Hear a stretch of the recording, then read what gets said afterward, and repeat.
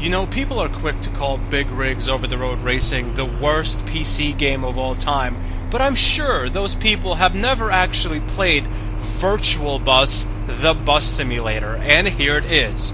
Just like Big Rigs, you can basically drive through everything. But this is a little worse than Big Rigs, because in Big Rigs, you couldn't drive through hills. You actually drive over hills. You use hills as a solid object in Big Rigs. In this game, you drive right through hills. In essence, the entire game map is just a flat surface, and anything that raises from this preset flat surface is a holographic object that you can drive through. So what's the point of VirtualBus? Well, it's a bus driving simulator. You stop next to bus stops and pick up people into your bus and then drive them off to another location. Of course, as you can probably imagine, there are no people. So you stop at a bus stop, you open your doors, and no one gets in. Even though the numbers on the bottom left would have you believe people are getting in, no one gets in. And then you drive these non-existent people to another bus stop the bus, open the bus doors, and these non-existent people that never got into the bus in the first place, they get out of the bus. And you repeat this over and over in this horrible looking city. And to those doubting the pure unadulterated failure that is VirtualBus, the bus driving simulator, I want you to pay close attention to the steering wheel. Are you seeing this? It looks like the steering wheel is a poorly cut out picture. See, what they most likely did was they found a picture of a bus wheel and they cropped it out using like Windows Paint or something really poorly so you can see all the sharp edges. And it's just the least professional thing I have ever seen in a game ever. The graphics? Well, they kind of remind me of Hard Drivin. You know, that 1980s video game? I mean, we laughed at a lot of really bad simulators over the last few years. But pound for pound, I think VirtualBus has the worst graphics we've ever seen. I can't even get mad at how bad these graphics are. This is like a beta stage game for the PS1. The graphics in this game look like somebody dropped a bunch of home and garden magazines into a wood chipper and then used all the pictures from those ripped up magazines in the game. What is that? Can someone translate what that road sign says? It better be an apology from the game developers. Alright, hold on folks, we're gonna make a quick stop. I'm gonna pick up my wife from prison. Okay, you know what? Change of plans, everybody. Just sit still for a moment. We're actually gonna break my wife out of prison. We're going to crash into the prison with this bus.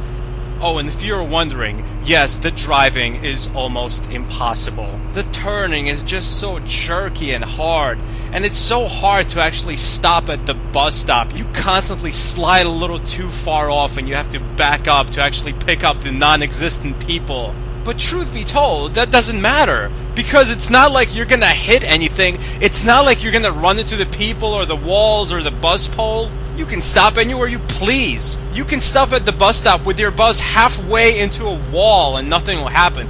There's no penalty for driving off the road because the game was never programmed to see where the road is. Everything in this game is a hologram.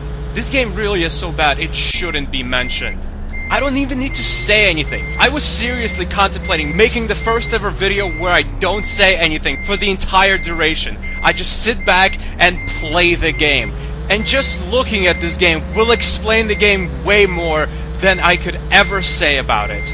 The game gives you options to play in different times of the year, like spring, summer, fall, winter, but no matter what option I choose, it never actually changes the scenery. Also, the game gives you an option to actually allow or disallow traffic, but when I allow the traffic, there's still no traffic. I mean, there's still parked cars, but they're not actually driving. And of course, as you'd imagine, there's no pedestrians on the road, just like there are no actual passengers to pick up at the bus stop. I guess this is a game where we pretend. We have to pretend there are people that we're picking up.